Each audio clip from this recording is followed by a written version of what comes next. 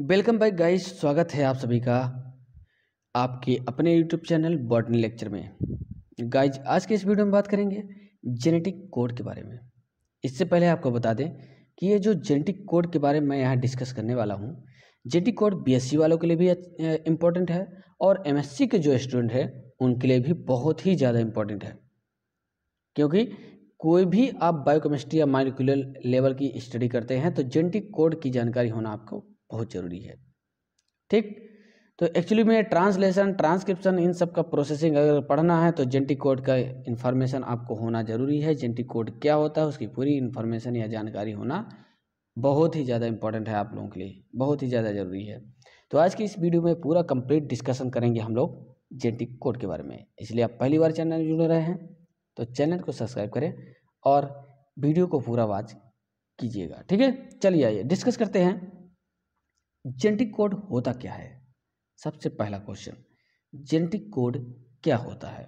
इसका जवाब है आपको यहाँ पर पॉइंट में लिखा हुआ है। जो भी यहाँ पर मैं नोट्स आपको प्रोवाइड करा रहा हूँ पॉइंट वाइज है और इसको बहुत ही अच्छे तरीके से हमने इसको टाइपिंग कराया है और अलग अलग नोट्स से प्रोवाइड करने के बाद ही यहाँ पर टाइपिंग कराया गया है। ठीक है, तो आइए देखते हैं जेनेटिक कोड होता क्या है। तो दोस्तों आपको बता दें, जेनेटिक कोड सिंपल लैंग्वेज में पे हमने लिखा है, बहुत सिंपल तरीके से आप देख लीजिएगा। वेरी शॉर्ट टाइप का अगर 2 नंबर में आता है तो आपके लिए ये बहुत ही बेनिफिट है, यही पॉइंट आप लिखिएगा। Genetic code is the set of rules used by living cells. किसी भी लिविंग सेल्स में यूज किया जाने वाला जो सेट होता है, जो कोड होता है, जिस रूप में कोड लिखे जाते हैं उसी को हम बोलेंगे जेनेटिक कोड, जो कि ट्रांसलेट होता है information encoded with in the genetic material into protein, यानी डीएनए से आरएनए और आरएनए से प्रोटीन के रूप में ट्रांसलेट किया जाता है यह कोड, उसी को बोलेंगे जेनेटिक कोड। सिंपल। ठीक, आइए देखते हैं नेक्स्ट पॉइंट में। All the genetic information is encoded in DNA. ठीक, in DNA molecules and is later transcribe into RNA, mRNA. पहले डीएनए में इनकोडेड होता है, देन डीएनए से बनता है एमआरएनए और इस प्रोसेस को बोलेंगे ट्रांसक्रिप्शन। इसलिए लिखा है लेटर ट्रांसक्राइब, यानी बाद में ट्रांसक्राइब कर दिया जाता है। सारी की सारी जो इन्फॉर्मेशन होती है वो ट्रांसफर कर दी जाती है एमआरएनए में। ठीक है, इस प्रोसेस को बोलते हैं ट्रांसक्रिप्शन। उसके बाद however there are a few cases where DNA is absent, जहाँ पर डीएनए एब्सेंट होता है but the information is contain in genetic RNA. वहाँ पर जिन सेल्स में, जिन ऑर्गेनिज्म में डीएनए एब्सेंट होता है वहाँ पर इंफॉर्मेशन जो होती है वो आरएनए के रूप में स्टोर होती है। ठीक है, ऐसे। अगले पॉइंट में, how it is a well known fact that proteins are made up of 20 different kinds of amino acid and the nucleic acid, DNA and RNA are made up of 4 kinds of bases. Mostly आपको बता दें कि जो DNA और RNA होता है उसमें 4 kinds of basis ही होते हैं। नाइट्रोजनस बेसिस के कितने होते हैं? 4 नाइट्रोजनस बेसिस ही होते हैं। तो ये कैसे पॉसिबल है कि एक प्रोटीन बनाने में 20 प्रकार की एमिनो एसिड लगती हैं? तो 20 प्रकार की, 20 काइंड्स की जो एमिनो एसिड होती हैं उनको सिर्फ और सिर्फ 4 प्रकार के बेसिस कैसे कोड करेंगे, कैसे पहचानेंगे? ये बहुत ही बड़ा प्रश्न है। इसी प्रश्न को हल करने के लिए नीचे एक बोर्ड आपको, एक टेबल मैं आपको यहाँ पर दिखाता हूँ।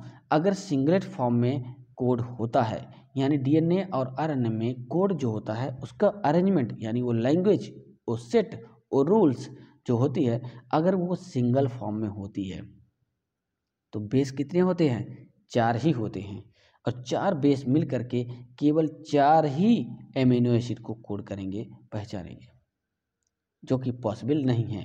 अगर 4 कोडिंग हो जाती है तो बचे हुए रिमेनिंग 16 एमिनो एसिड को कौन कोड करेगा? ये बहुत बड़ा प्रश्न है। तो दूसरा नियम लगाते हैं, डबलेट कोड। यदि कोड डबलेट फॉर्म में होता है डीएनए एंड आरएनए में तो होता क्या है? 16 कोडान बनते हैं और 16 कोडान इजीली 16 एमिनो एसिड को कोड कर देते हैं, बट 4 एमिनो एसिड अभी भी रिमेनिंग रह जाती है। तो इस 4 एमिनो एसिड को कौन कोड करेगा, कैसे होगा? इसी को तो डिटेल्स हमको यहाँ पर देखना है। और कैसे ये कोडान बनाए जाते हैं और उसके बाद सभी एमिनो एसिड में कैसे ये कोडान कोड करते हैं, पूरी की पूरी जो चार्ट होती है यहाँ पर चेकर बोर्ड के माध्यम से, वो मैं आपको यहाँ पर दिखाने वाला हूँ। ठीक है, ट्रिपल कोड, यदि कोडान ट्रिपलेट फॉर्म में होता है तो 4 इंटू 4 इंटू 4 64 कोडान का फॉर्मेशन होता है और 64 कोडान इजीली 20 टाइप्स के एमिनो एसिड को कोड कर देते हैं। यानी कि बहुत सारे ऐसे कोडान हैं जो बच जाते हैं। अगर एक कोडान एक एमिनो एसिड को कोड करता है तो 20 कोडान 20 एमिनो एसिड को ईजिली कोड कर देते हैं। तो अब प्रश्न उठता है कि बचे हुए जो कोडान हैं उनका क्या होगा। तो दोस्तों, जो बचा हुआ कोडान है, वो बचे हुए कोडान में से ऐसे बहुत सारे कोडान हैं जो एक ही एमिनो एसिड को, जैसे amino acid first, amino acid second, amino acid third, अगर ऐसे एमिनो एसिड लिखे हों तो हम ये कह सकते हैं कि एक या एक से अधिक कोडान किसी एक ही एमिनो एसिड को कोड कर सकते हैं। ठीक है, अब इस डाउट को आपको मैं क्लियर करूंगा, आगे का चेकरबोर्ड जो मैं बना के दिखाऊंगा उससे हो जाएगा। ठीक है, उम्मीद कर रहा हूँ आप लोगों को ये बहुत ही अच्छे तरीके से समझ में आ रहा होगा। यदि आप पहली बार जुड़ रहे हैं चैनल में तो प्लीज़ चैनल को सब्सक्राइब कीजिए और वीडियो को आगे भी शेयर कीजिएगा। अच्छा लगेगा तो एक थंब लगा दीजिएगा, यानी लाइक का। ठीक, चलिए, the genetic code has been experimentally deciphered and perfected independently by Marshall Warren. जो जिन साइंटिस्टों ने इस एक्सपेरिमेंट को प्रूव किया था उसके बारे में हम यहाँ पे बता रहे हैं। उनमें से हैं Marshall Warren, Nirenberg, Robert Holley and Hargobind Khorana. इन सभी महान साइंटिस्टों ने क्या किया था, इस जेनेटिक कोड के बारे में डिस्क्राइब किया था, इसलिए इनको नोबेल प्राइज मिला था 1968 ईस्वी में। तो इस पॉइंट को भी आप लोग ध्यान दीजिएगा। किस क्षेत्र में मिला था, फिजियोलॉजी एंड मेडिसिन के क्षेत्र में इनको नोबेल प्राइज मिला था, तीनों साइंटिस्ट को, तीनों चारों लोगों को। ठीक है, ये ध्यान दीजिएगा आप। चलिए, बहुत इंपॉर्टेंट है। अब आगे हम बात करते हैं। जो जेनेटिक कोड है वो सोच किया जाता है यानी दिखाया गया है, so that 3 codons namely UAE means, जो भी चेकरबोर्ड आपको अभी मैं दिखाने वाला हूँ उस पर लिखे हुए UAA, UAG एंड UGA, ये 3 ऐसे कोडान होते हैं। इन दोनों पॉइंट को ध्यान से सुनिएगा जो मैं बता रहा हूँ।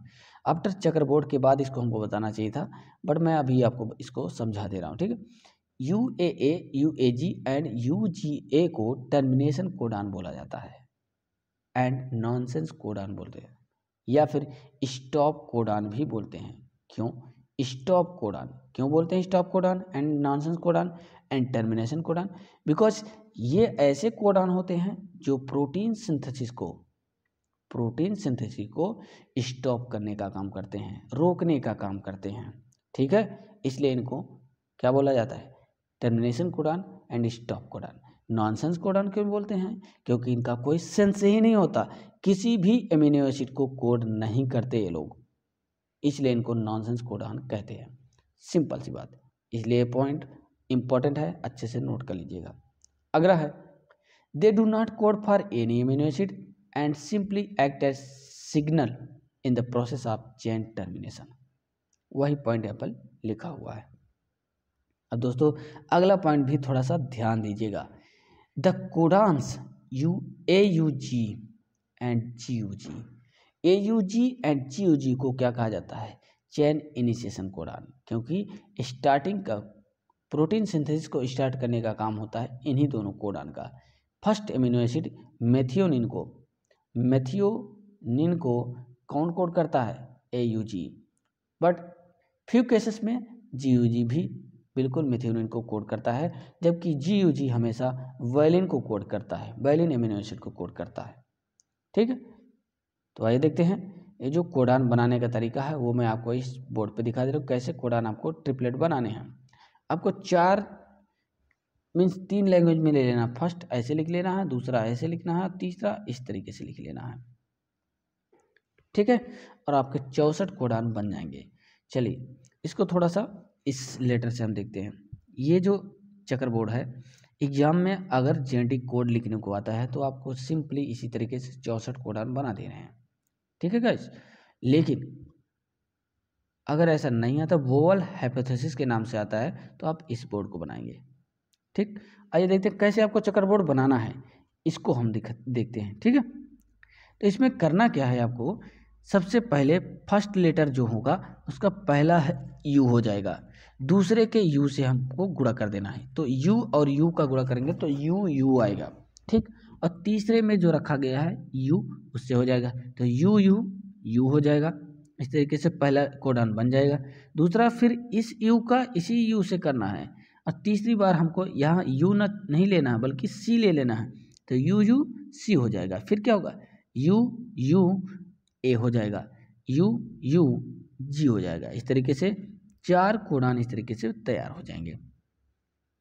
ठीक है, अब ये जो लिखे हुए ये क्या है मैं आपको बाद में बताता हूँ, पहले आप कोडान बना लीजिए। अब दूसरे बॉक्स के लिए क्या करना है, यू को सी से करना है, U C U U C U U C C U C C, देखिए बना है कि नहीं, you C A you see जी, इस तरीके से हो गया। कितना जी है, अब तीसरे के लिए आपको ए से कर देना है, U A U U A C U A जो यहाँ पर हैं वही सेम करते चले जाना। और तीसरे बॉक्स में देखिए हर बार आपको यही रखना है। अब ट्रिक यहाँ पे मैं बता दे रहा हूँ कैसे इसको याद करना है, कैसे आपको बनाना है। तो पहला लेटर सबका यू रख लीजिए, इन चारों बॉक्स में जो जितना भी आपको कोडान बनाना है तो सबका पहला लेटर आपको यू रख लेना है, यू यू यू यू। ठीक है, कितना सिंपल है। अब दूसरा लेटर इन चारों कोडान में आपको पहले वाले बॉक्स में कर रहे हैं तो आपको यू ले लेना है, यू यू यू।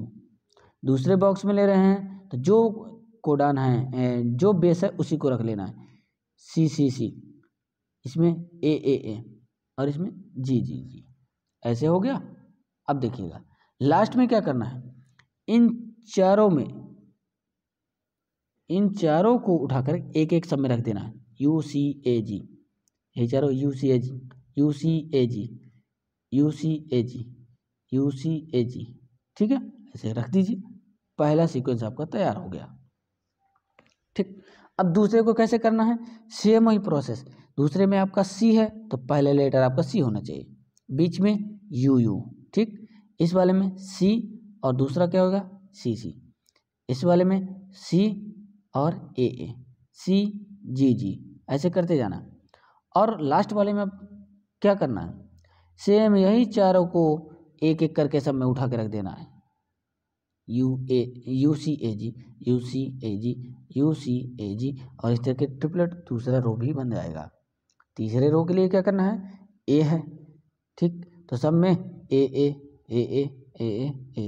ऐसे बना लीजिए। उसके बाद यू यू सेम वही, देखिए देख लीजिए, सी सी सी सी कोई बदलाव नहीं, ए कोई बदलाव नहीं, जी जी जी कोई बदलाव नहीं। बहुत सिंपल है इसको बनाना, बहुत ही ज़्यादा सिंपल है।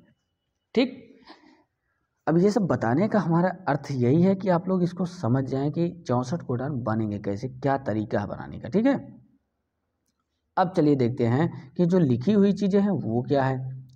तो दोस्तों हमने कहा था कि एक या एक से अधिक कोडान किसी एक एमिनो एसिड को कोड कर सकते हैं। जैसे फर्स्ट एमिनो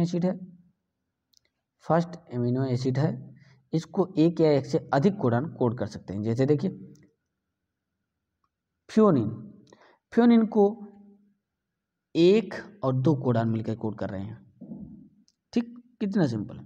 उसके बाद ल्यूसिन है, तो ल्यूसिन के कितने हैं कोडान, 6 कोडान मिलकर के ल्यूसिन को कोड करते हैं, 4 यहाँ पर हैं और 2 यहाँ पर हैं, अब देख सकते हैं खुद ही। फिर उसके बाद आइसोल्यूसिन है, आइसोल्यूसिन को 3 कोडान मिलकर के कोड कर रहे हैं, ये भी चाहिए।